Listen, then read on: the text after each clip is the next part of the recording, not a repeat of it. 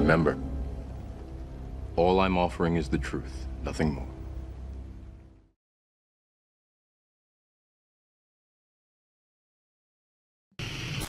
I love this country, and I cannot stay silent regarding Barack Obama, knowing what I know. Today I will discharge my obligation as a citizen to witness this knowledge to you and raise questions for others to investigate and consider. I'm going to briefly describe my background and experiences with Senator Obama. In 1999, what appears to me to be a coordinated effort to discredit me, and finally a list of questions. After this brief statement, I will take and try to answer any reasonable questions. Please understand, I will respect your questions and try to answer them. I will not be disrespected, nor will you. My background: I'm 46 years old and I currently reside in Duluth, Minnesota. I am a U.S. citizen. I've made mistakes in my lifetime. I have been convicted and served prison sentences for writing bad checks, forging checks, using stolen credit card numbers in Arizona, Florida, and Colorado. These events occurred over 20 years ago, between 1980 and 1986. After going public on the internet with these claims against Senator Obama earlier this year, I became aware of a warrant out of Florida dated from 1986, which I have resolved, and it has now been dismissed. I also have an active Colorado-only warrant for alleged theft and forgery. I am not ignoring this warrant, but am addressing it with the court in Colorado as well as with the district attorney's office. I have a pending motion to dismiss this warrant, which I am waiting to have calendared by the Colorado court. I have lived and worked under 3 different legal names. My birth name is Lawrence Wayne Sinclair. Later on, I had my name legally changed first to Loray A. Silvas and later to Loray Vizcarra Avila. Both name changes were conducted legally in the Pinal County Superior Court, Florence, Arizona. I legally returned to my birth name in the Fremont County District Court, Canyon City, Colorado in the year of 1997. In regards to the Obama incident, I flew out of Colorado Springs, Colorado to Chicago on November 2nd, 1999, arriving in O'Hare early in the morning of November 3rd. I went to the Chicago area to attend the graduation of my godson, my best friend's son, from basic training from the Great Lakes Navy Training Facility. I made reservations at the Comfort Inn and Suites in Gurnee, Illinois, based solely on the location to the training center. On November 5th, 1999, I hired the services of Five Star Limousine. Excuse me. I had hired them both for November 5th and November 6th of 1999.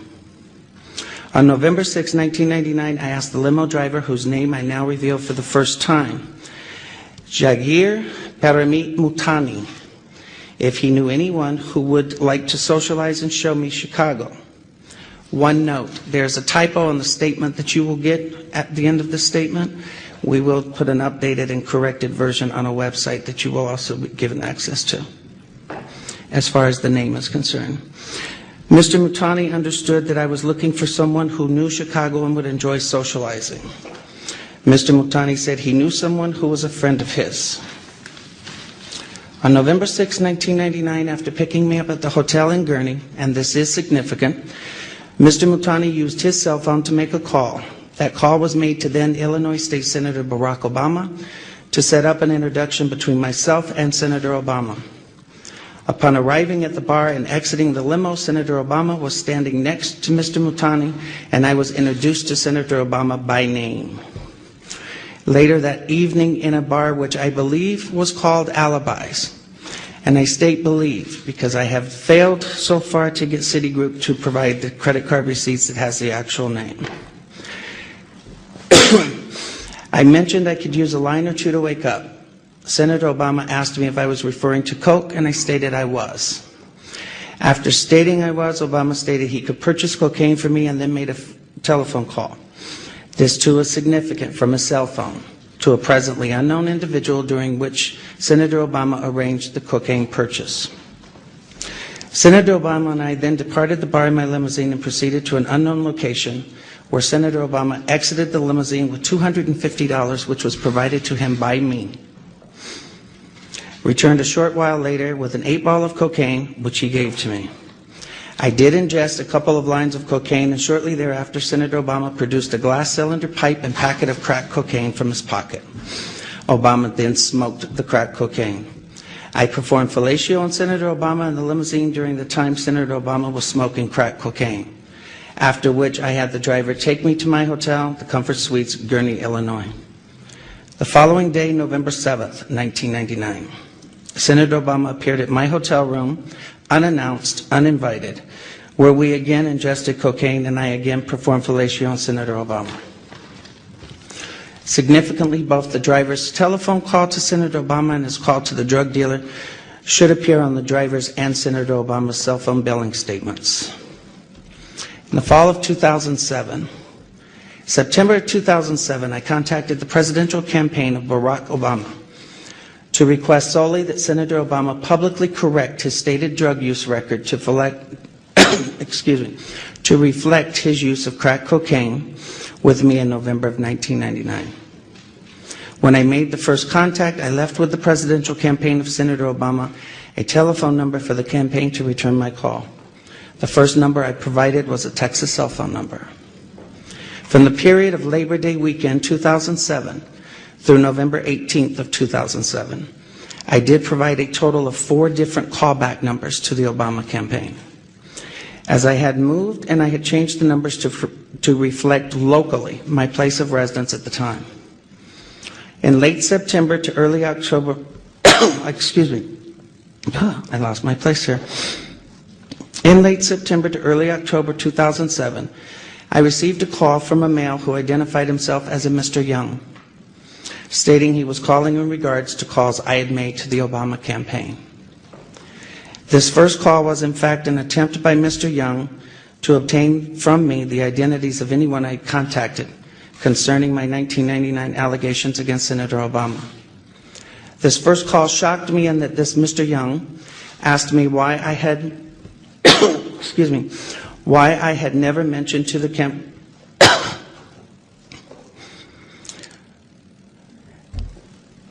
shocked me as I had never, hold on, so I'm lost here.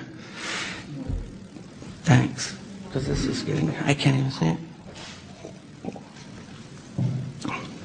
The first call was in fact an attempt by Mr. Young to obtain from me the identities of anyone I contacted concerning my 1999 allegations against Senator Obama. The first call shocked me in that this Mr. Young asked me why I had not asked Senator Obama to disclose the sexual encounters I had with Mr. Obama in 1999. I was shocked as I had never mentioned to the campaign or anyone working for the campaign any sexual encounters, as my call was prompted by drug allegations only. The call ended with Mr. Young stating I would hear from someone in a few days. In mid to late October 2007, I received a second call from this Mr. Young, at which time I clearly became aware that this individual was personally involved with Senator Obama rather than just an employee of his campaign. The tone of the conversation had a sexual nature. Mr. Young did not once advise me how he obtained my phone number, which by this time had now changed to a Delaware number.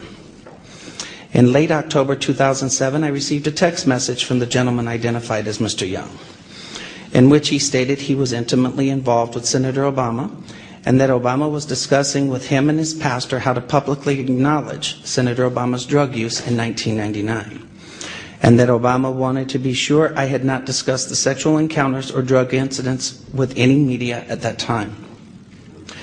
In mid to late November 2007, in another text message from Mr. Young, he advised me that Senator Obama will publicly correct his statement as to the last time he used drugs, and I did not need to concern myself with publicly disclosing it myself. The last contact I had with Mr. Young was in early December 2007, when he made it clear to me that Senator Obama had no intentions of publicly acknowledging his 1999 use of crack cocaine, and that Mr. Young was in fact doing nothing more than milking information from me for Senator Obama's use. I later learned that A. Donald Young, the choir director of Reverend Wright's Trinity United Church of Christ, Obama's now former church, and who was openly homosexual, learned that he was murdered on December 23rd of 2007. I have cooperated with the Chicago Police Department in this matter by providing them the telephone numbers I was using during the fall of 2007. And I release them now publicly in the hope that someone may be able to connect the dots between these telephone numbers and Mr. Young. Those numbers are 954-758. Actually, that should be 956. That's another typo. 956-758-1105, 956-758-1885, 956-758-8002, 302-685-7175, 612-466-1043. In what I now realize was a naive and uncounseled decision, I posted in January 2008 a video on YouTube where I related the above information regarding my liaisons with Senator Obama in 1999. The response was overwhelming, and I quickly became the recipient of what in hindsight appears to have been a coordinated attack on my character, with ever-increasing falsehoods circulating on the internet. In response, I agreed to take a polygraph test sponsored by WhiteHouse.com. The results of that test have been partially revealed to the end of labeling me a liar and taken as gospel by all. I'd like to make the following comments about that polygraph test. First, I have been subsequently advised that WhiteHouse.com was a website dedicated to anti-Clinton pornography until earlier this year. In fact, until January of 2008, to be exact. Second, I have now come to understand that lie detectors are junk science at best, which is why courts of law refuse to use them. Third, a review of the results by a George W. Matchik, PhD of antipolygraph.org, raises serious questions about the legitimacy of this particular examination. Indeed, overlooked by almost everyone is that WhiteHouse.com's own examiner, Dr. Gordon Barlin, Salt Lake City, Utah, observed that on the drug question regarding Senator Obama, that the computerized score found that there was less than 1% probability of deception by me. That's about as high a passing score as one could possibly attain. Finally, in February 2008, I was told anonymously that Dan Parisi of WhiteHouse.com received $750,000 from the Obama campaign through David Axelrod's AKP Media and Message One, or Message and Media, I think, to organize an effort to publicly discredit me. When I confronted Dan Parisi with this allegation, he did not deny it, but instead withdrew the second exonerating polygraph report of Dr. Gordon Barlin, failed to post the video of my polygraph as he and WhiteHouse.com promised they would do, and even removed posts from their website altogether, claiming that I had had enough of the attacks by Sinclair's supporters and Sinclair himself, quote unquote. The polygraph results, as misrepresented, were immediately seized upon by the blogger community, and I became the subject of vicious lies about me. I was forced to file a lawsuit in an attempt to stop those lies about me that had been circulating. That lawsuit sought to obtain the proof of what I was saying about my contact with Senator Obama through subpoenas for the identities of the anonymous bloggers, so they could be linked to the Obama campaign and relevant records of the cell phone companies to prove the truth of my allegations. To date, though the lawsuit is now over 90 days old, Judge Henry Kennedy has refused to permit the suit to move forward so this evidence may be obtained. In conclusion, in sum, you can discredit my story, and then you can make your decision on who should be next President of the United States. The burden is now off of me, as I have told my story without the distortions that have been intentionally heaped on me, and what my lawyer tells me is an ad hominem attack. Shoot the messenger so you don't have to hear the message he is bringing. I'm now done. It's for others to find the corroborating evidence of my story by locating the limousine driver, Mr. Multani, by checking the telephone numbers related to Donald Young and Senator Obama. I leave you with these questions that I've asked of Senator Obama, but in which he of course, refuses to answer. Who wants to be the next President of the United States? Has refused to answer. Number one, why won't Senator Obama provide his cell phone numbers and telephone records for all his personal and official cell phones held by him for the time period of no more than November 3rd through November 8th of 1999 when we met? Two, why won't Senator Obama provide his cell phone numbers and telephone records for all his personal and official cell phones held by Senator Obama for September 2007 through December 23rd of 2007, the murder of Donald Young? Three, why won't Senator Obama provide all email communication, both personal and campaign related to and or from AKP Media and Message from January 18th, 2008 through February 29th of 2008 for Senator Obama, David Axelrod, and David Plouffe? Fourth, why won't Senator Obama provide proof of all payments made from AKP Media, Obama for America, David Axelrod, David Plouffe, and Senator Obama's accounts for the period of January 18th, 2008 through February 29th of 2008? On a website that we posted today, LarrySinclair.org, you will find the documents that I have referred to in the statement. A copy of the homepage for that website is attached. And Mark's going to be passing them out. Thank you for the time and your attention this afternoon, and I will now take any questions. Test 1, 2, 3. Who's got a question? Yes, sir. Mr. Sinclair, can you explain why, if this incident happened in 1999, you waited until 2007 or 2008 to come forward? It's a question of credibility, sir. Why didn't you come forward back in 1999 or 2000? Well, number one, in 1999, I really didn't care whether he was a senator from Illinois or not. To be honest with you, I wasn't a resident of Illinois. As far as why now, I was living in Mexico up until 2006. It really was of no interest to me. I know plenty of politicians, both locally and internationally, that are pretty much crooked.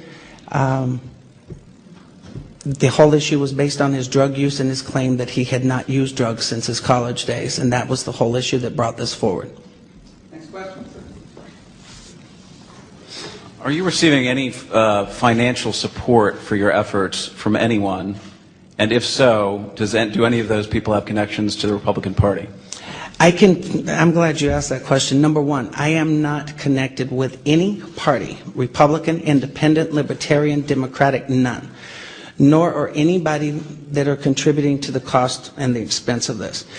Every penny that has gone to pay for this press conference, my travel expenses, have come from average American citizens, most of them actually, according to their own statements, are declared independents, in the sums of from $12.31 to $100. Question, yes, sir. Mr. Sinclair, can you explain why, if this incident happened in 1999, you waited until 2007 or 2008 to come forward? It's a question of credibility, sir. Why didn't you come forward back in 1999 or 2000? Well, number one, in 1999, I really didn't care whether he was a senator from Illinois or not. To be honest with you, I wasn't a resident of Illinois. As far as why now, I was living in Mexico up until 2006. It really was of no interest to me. I know plenty of politicians, both locally and internationally, that are pretty much crooked. The whole issue was based on his drug use and his claim that he had not used drugs since his college days, and that was the whole issue that brought this forward. Next question, sir. Are you receiving any financial support for your efforts from anyone? And if so, do any of those people have connections to the Republican Party? I'm glad you asked that question. Number one, I am not connected with any party, Republican, Independent, Libertarian, Democratic, none. Nor are anybody that are contributing to the cost and the expense of this. Every penny that has gone to pay for this press conference, my travel expenses, have come from average American citizens, most of them actually, according to their own statements, are declared independents, in the sums of from $12.31 to $100 each. David Hutchins, American News Project. What is Veritas Federal Media, and what role do they have in renting this venue and the camera crew in back? The media company you just requested, what is it? It's exactly what I just answered this gentleman. It represents every individual person. It's not a company, in all honesty. It was established as an email address when I arrived here for the Democratic National Committee's bylaws and rules and bylaws. Okay, I did. Okay, it's not a company. It is nothing more than a name to represent all of the individuals across this country that have helped get this story out.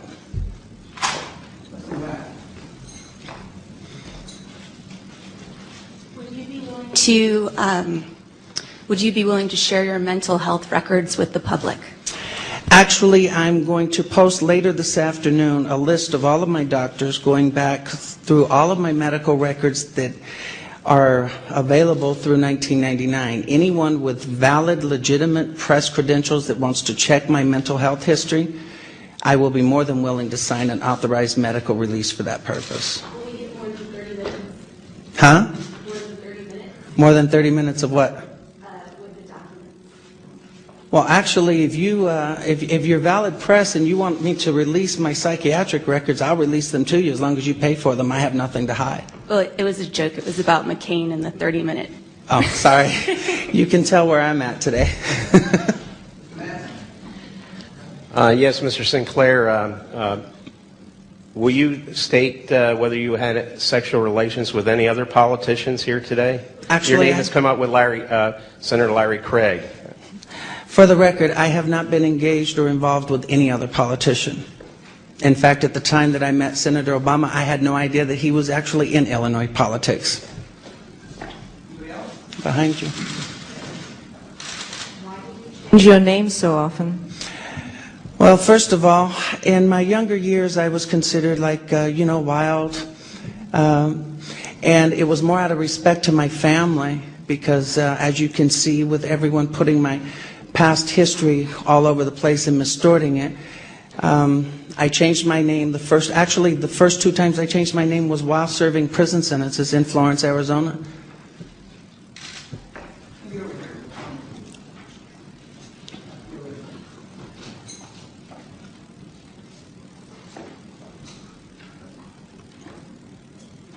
You said that he was introduced to you by name. You didn't know he was an Illinois politician.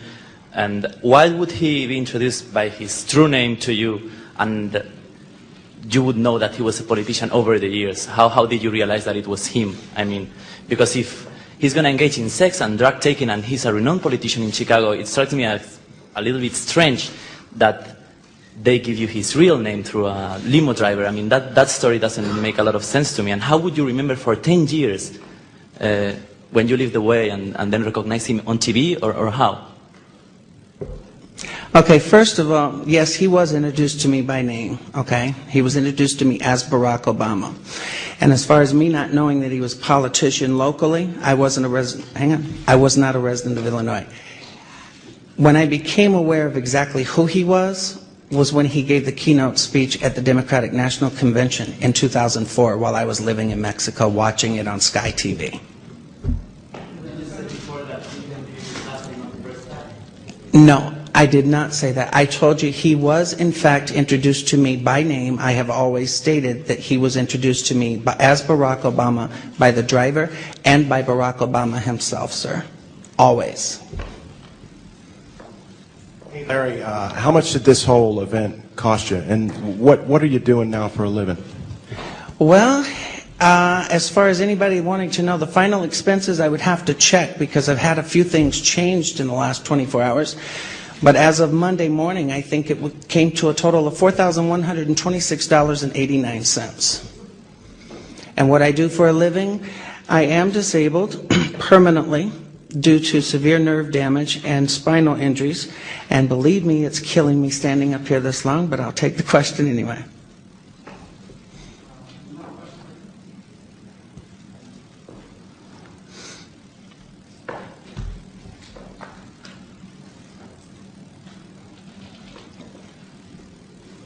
Jim Malone with Voice of America. Given your criminal record the fact that the crimes that you've been involved in involve deceit and fraud. Why is it that you think that anyone would believe what you're saying now? Well, to be honest with you, it's not so much whether you believe me or not as much as you hear me. Okay? I mean, it's not my intention to convince you. First of all, I'm not going to defend my lifestyle for the last 46 years. I've made mistakes. But I've always admitted to anything I've done, including these crimes. Okay? I can't tell you why to believe me other than the fact, I'm not saying believe me. I'm saying, you know what, here's the information. Look at it, do your own research, but do it based on the facts. Stop doing it based on this constant misinformation and misrepresentation that's been circulating on the internet. I'm going to give you everything in writing and you make your own decision. What time did you meet him on November 6th, and what time did he arrive at your hotel in Gurnee the day following?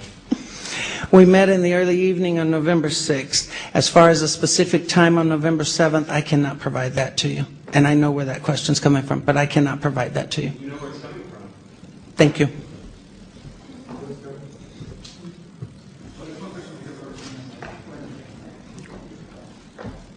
How, when, and where did you incur this permanent disabling nerve and spinal injury? Sacramento, California. Injuries from October of 2000 through August of 2001 while employed with B&G Delivery Systems on Harris Avenue in Sacramento, California.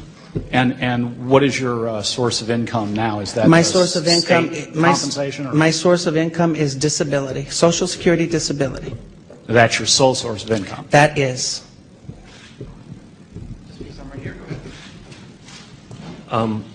We all recall the claims and counterclaims and what happened with the Clinton allegations vis-a-vis Monica Lewinsky. Can you offer any physical evidence, any identifying physical features and so on that can support your claims? I have already announced that I would identify certain physical features, but I will not do it at this time. It will be posted later at the advice of my attorney after we've discussed the specifics.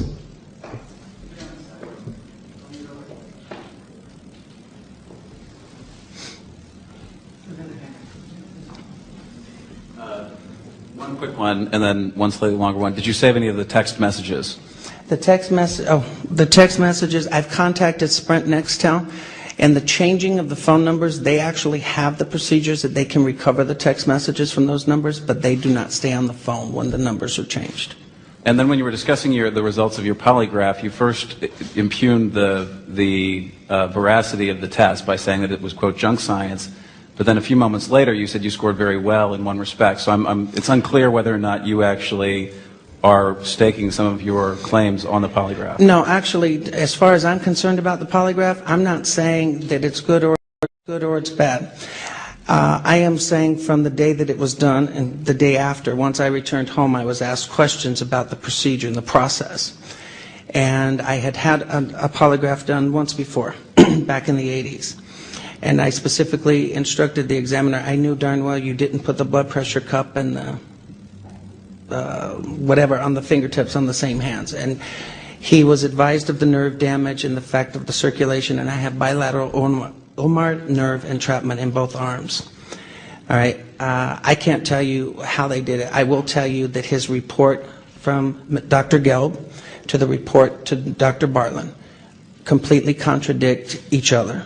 The information from Dr. Gelb, who is not a doctor at all, was never sent in totality to Mr. Bartlett. I cannot tell you. I'm telling you that this gentleman with antipolygraph.org, these are his opinions, these are his findings, these are not mine. Okay. I have said all along that the polygraph, I did not feel comfortable with the way it was done. A couple of questions. First of all, given that you've got this record in the past of taking so many drugs yourself, why do you care whether he's taken it? And secondly, he seems like quite an interesting person to spend a couple of days with. Between the fellatio and the drug taking, what did you talk about? I'm sorry? Between the fellatio and the drug taking, what did you chat about? Actually, pretty much nothing. other than the fact of what I was doing for a living, what I was doing in Chicago. Like I said, the entire conversations that we had were pretty basic and casual. His comments as far as what he did for a living, he never once acknowledged being a politician. In fact, he specifically stated he was in public service. You know, with my view, public service can mean just about anything. What was the other part of the question? Why do you care so much? Why do I care? I care so much because this political season has turned, you know, this country upside down. To be honest with you, we have gone back, I would say, a good 50 years in this country on race relations alone over being called racist if you ask a candidate who chose to run for president.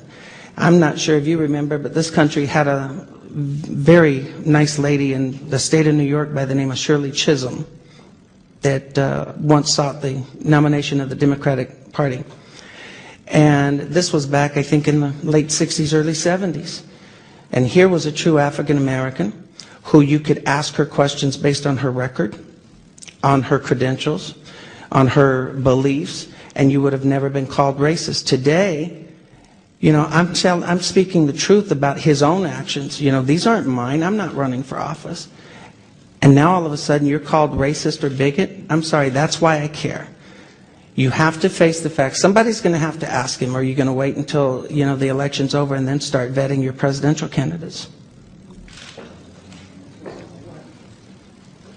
I'm wondering, Mr. Sibley, why you decided to take this on. And it's been reported that you've been disbarred in the state of Florida. I'm wondering if you're a part of the bar in D.C. I'm happy to answer those questions as I expected they would come up. I have been suspended by the Florida Supreme Court on March 7th, 2008, and the suspension was a result of me being too litigious and allegedly not paying child support. That matter is now pending at the United States Supreme Court, but as a result I have been reciprocally suspended by the District of Columbia Bar and the Federal District Court in the District of Columbia without an opportunity for a hearing or an opportunity to present my side of that story. There is on the website 147 pages which documents what's going on in my particular professional life, and it really isn't the subject of what's going on here today. But if you're curious, you know, it's a good read, and I encourage you to read it. Is it fair for me to inquire about the kilt also?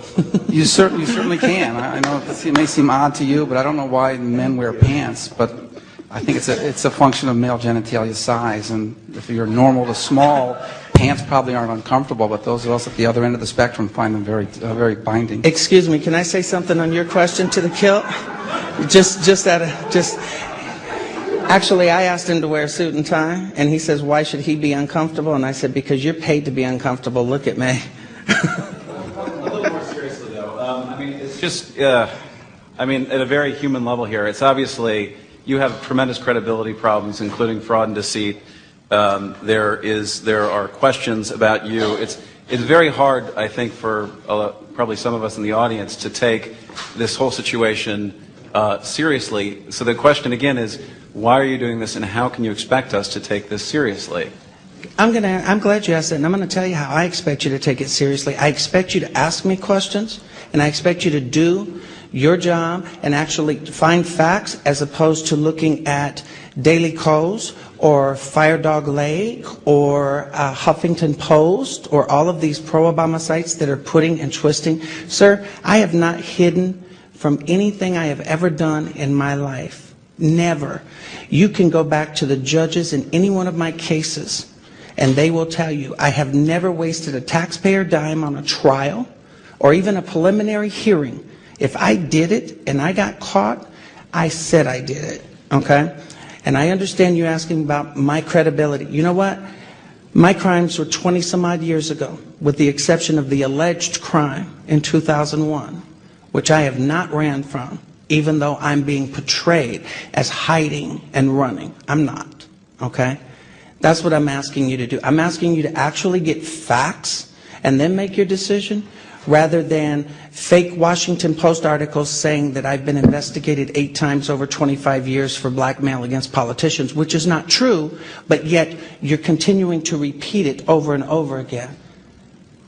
Even though it's been proven not to be true, it doesn't matter. It's what is continuously being recycled out there. As long as you tell the truth, which I'm doing, you can talk about anything about my past that you want to. It doesn't bother me. I admit to it. You know, you can't live your life and then run and hide from it later. It doesn't work that way. Well, you say you want us to get facts, but most of what you're alleging is difficult to corroborate. I mean, would the limo driver have witnessed the crack smoking and the fellatio, or were you and Obama the only people? Mr. Multani actually does have personal knowledge of the actions and the transactions that took place in the limo. Let me explain something to you. I was actually in contact with Mr. Multani in the first part of this year. Since posting the YouTube video and the vicious attacks on the internet and the allegations that are constantly circulating out there that nobody bothered to fact check before they continue to post them, this driver has decided, and his family's decided, it's like all of a sudden they want to, disappear. It's my understanding that Mr. Multani's family was in Tupelo, Mississippi as recently as 3 weeks ago. I do know that there were public records at one time, and where those public records have disappeared in a couple of weeks because we had a private investigator down there actually going through public records that were verified just 2 months ago, and now all of a sudden they're not there.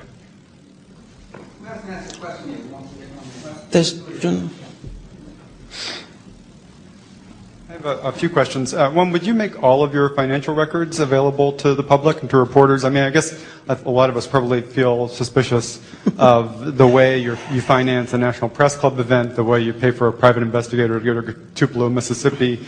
I have no problem with that whatsoever in posting my financial records. And follow-up question, the Veritas Media Group, I understand that Joseph Giganti has disclaimed any connection. Okay. But it seems awfully odd that he would be, the spokesperson for Alan Keyes, political campaign, that your organization would be called Veritas. It sounds awfully like a red herring, or what are your comments on that? The name was just, to my knowledge, the name was just drawn out of a hat.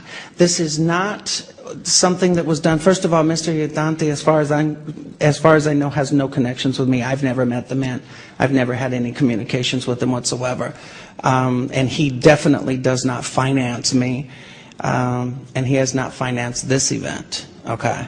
In fact, this event has been financed completely through contributions to PayPal, and I will most definitely post those contributions without the giver's name, of course.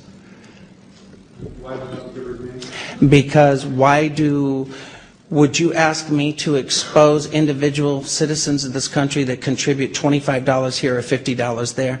I mean, the maximum contribution that's been, there's been one contribution of $1,000 and everything else is $500 or below. There's been one contribution of $1,000 and everything else is $500 or below. In fact, 99.9% of it, I would say, is $100 or below. I understand you have a terminal brain tumor. Can you tell us what kind, in what lobe, and how that might affect your mental health? I will release my medical records when someone asks for a signed release. My tumor has been diagnosed, it has been confirmed, it has been verified by the Chicago Tribune, and I will not discuss my medical history at this point other than saying that there will be a list of my doctors up on larrysinclair.org later this afternoon, and anyone interested in contacting those doctors for medical records can do so at your own expense. And I will release them. I have a question. Are you alleging that Senator Barack Obama has something to do with the murder or death of the gentleman you were talking about from his church? Mr. Young? Yes. It's my belief that that's exactly what has transpired, and that's why I have contacted the Chicago Police Department. It's also why I provided Detective Robert McVickers with the information that he specifically requested. And yes, that's exactly what I'm alleging. I am definitely alleging that it is my belief, okay, that Barack Obama and Jeremiah Wright either knew who or had the person that killed Donald Young killed. Yes, that's exactly what I'm saying. Sir, I'm wondering if you could remind me which records you would like to have released by the Obama campaign. It sounded like the list was rather extensive and it spanned a number of years. Well, no, actually, the only thing we asked him to do was authorize the release of his cell phone records from November 3rd to November 8th of 1999, and we would actually go for those records and obtain them if he granted permission. The other records, I believe the only thing we're asking for is his email account records and cell phone records from, September 2007 through December 23rd of 2007, and January 18th through February 29th of this year. Pardon, it's interesting. Wouldn't the right love to comb through those records, I'm sure, to see what they could find, even if it's completely unrelated to what you are saying here today? Well, first of all, I don't know who's referring to the right or the left, because I'm kind of like, I'm one of those middle kind of people. I don't tend to fluctuate on either side. And as far as combing through those records, we've asked those records to be authorized to be released to us in a federal civil case. I have no intentions of disclosing his personal records. I mean, want to subpoena them for evidence purposes, nothing else. Sir, yes. sorry. I'm sorry if I missed the answer to this earlier. Who is paying your fees? On Larry's website, there's a PayPal button to donate to his legal fund, which is me. And like Larry's other PayPal account, I've gotten maybe $5,000, nothing over $500, and most of them, like Larry's, are small ones. And we got a few checks in the mail, but nothing over $100. Exactly. Are you in negotiations to write a book or any other paid media? Sir, and let me make this clear for everyone, I am not negotiating with anyone for any selling of stories, book publications of any kind, paid media appearances of any kind. What I want the media to do is to take the story, understand it, get the facts straight from me as opposed to the internet, and you make your decision whether or not it's something that the American voter needs to be informed of. You do that, I'm done, okay? I have not attempted to make any money from this. I don't want any money from this. I don't even want any notoriety from this. I want people to, I really want you to let this guy ask a question. Okay. I had a few questions. First of all, you said that you became aware when Obama gave a speech at the Democratic Convention. Why didn't you keep your cell phone records with when Mr. Young called you? Like, were you billed for the cell phones? Actually, the cell phone records, you need to understand something. My cell phone numbers at that time, and in fact my cell phone currently, is through a division of Sprint Nextel called Boost. Those records are available to me online for a 45-day period. Now, they do have the records, and they actually have confirmed that, and I've agreed to have them, I've turned them over to Chicago Police Department and actually authorized their release to them, which they don't need me to authorize. I have personally contacted Sprint Nextel approximately 2 weeks ago, asking that they dig up the records off of their system for each of those phone numbers from those periods and provide them to us. And I was instructed to make that request over a web form on the Sprint website. And if anyone here has Sprint or Sprint Nextel, you will know that Sprint is probably the worst cell phone provider company to deal with. But I will be getting them, and like I said, they have confirmed that those records are available. Are you going to post those on your website as well? I will. And do you have the names of your best friend that you were visiting in Chicago? Has he testified or just said on the record that, yes, he was in town in Chicago because of my son? I will tell you this, John Crutzen from the Chicago Tribune should be able to confirm that that's been verified. I will not release my godson's name. Not with the attacks that have been leveled against my family and my childhood friends in South Carolina. I'm not about to let these people do that to him. I will tell you the last name is Dukes. That's all I will tell you. D-U-K-E-S. All right, and last question, in your first YouTube video, you did say that the events took place between November 3rd and November 8th, and now you said that they started on November 6th. No. What I said was that I was in Chicago from November 3rd to November 8th. And see, this is another incident of misrepresenting, people twisting it. My statement was, while in Chicago, between November 3rd and November 8th of 1999. Okay? I've always stated, as far as dates, it would be November 6th and November 7th of 1999. Yeah.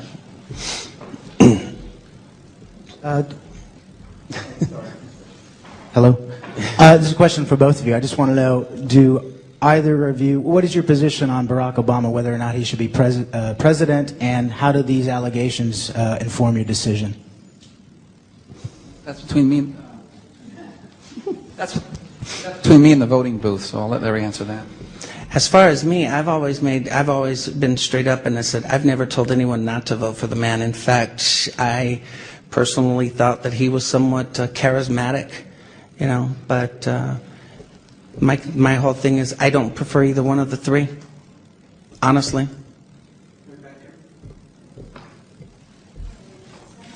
Hello? Yeah. Senator Barack Obama is a charismatic person. Did you fall in love with him when you had sex with him in 1999? And secondly, what are your feelings today? What are your feelings? Okay, first, no ma'am, I did not fall in love with Barack Obama. But it's a good question because people have made that allegation. No ma'am. And Barack Obama is only charismatic, by being molded that way. All right. Once you take the teleprompters and the lights out from in front of him, you get a whole different person. And as far as my feelings now, those are my feelings. I think you're looking at someone that is completely fake, plastic, that has been made up and put out in front of the American voter, and that's been allowed to walk away from any serious questions about any of his own personal actions. That's what I think. Well, ma'am, nothing personal. Okay. So now I'm going to have to, and don't take this in a disrespectful manner, but let me ask you this. In your entire lifetime, you've never had a one-night stand? I mean, I'm sorry, but, let's deal with reality here. Let's not act like, people go around and fall in love. I mean, that's the biblical way, but it doesn't happen.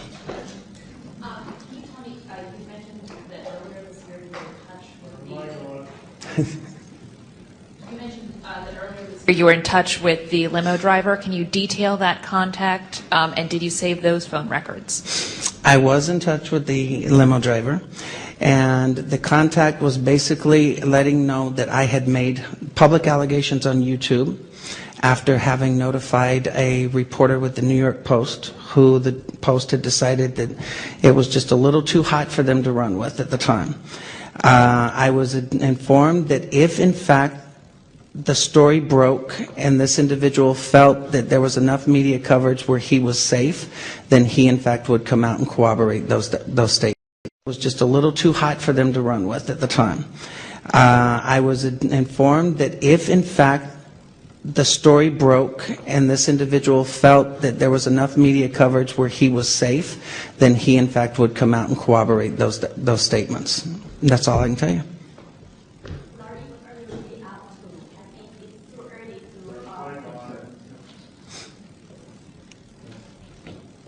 What are you really up to? What kind of justice do you seek? And I think it's too early to impeach the president.